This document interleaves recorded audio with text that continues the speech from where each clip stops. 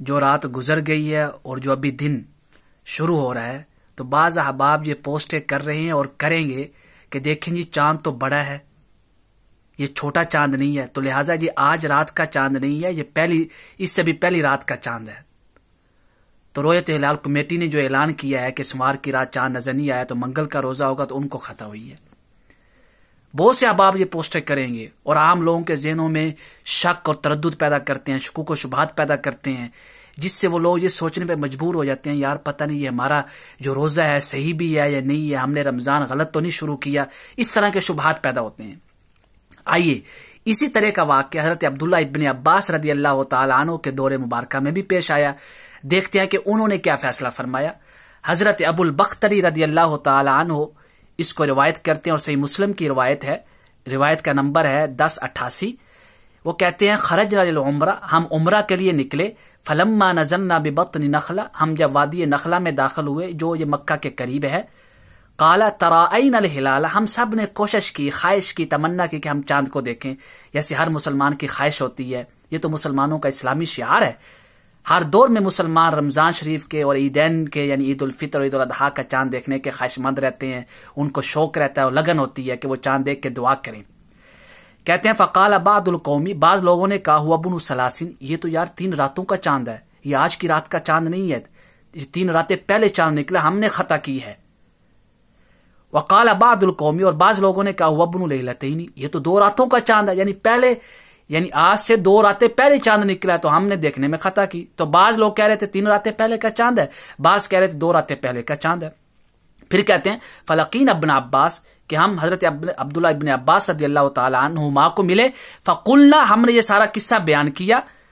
کہ بعض لوگ کہتے ہیں جی 3 دن کا چاند ہے، بعض کہتے ہیں جی 2 دن کا چاند ہے، تو کیا ہم نے چاند میں خطا تو نہیں کی؟ یہی سبب تو ہمارے ہاں بھی ہے نا،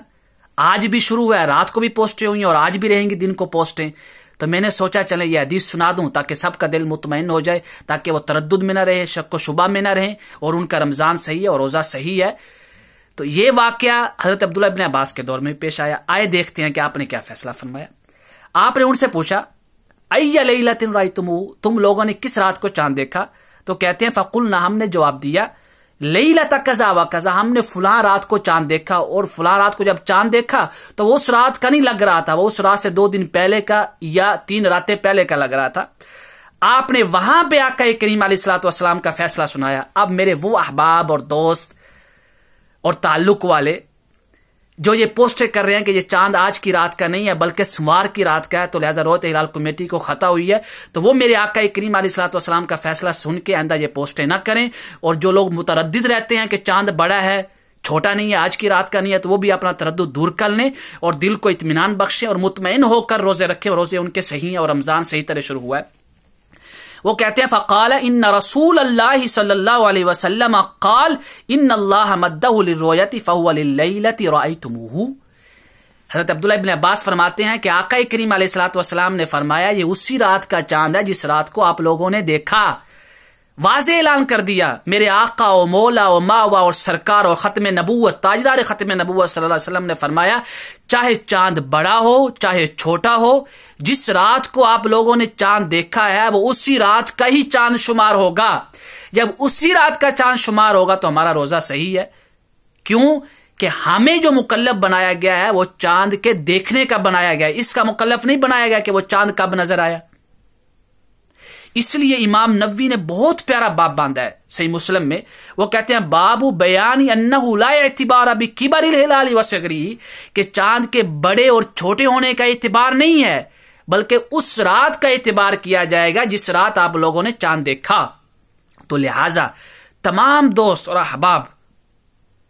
یہ بات غور سے سنیں کہ آقا کریم علیہ الصلوۃ والسلام نے فرمایا کہ جس رات چاند کو دیکھ کر اعلان کیا گیا ہے وہ چاند اسی رات کا شمار ہوگا، چاہے چاند بڑا ہو یا چھوٹا ہو۔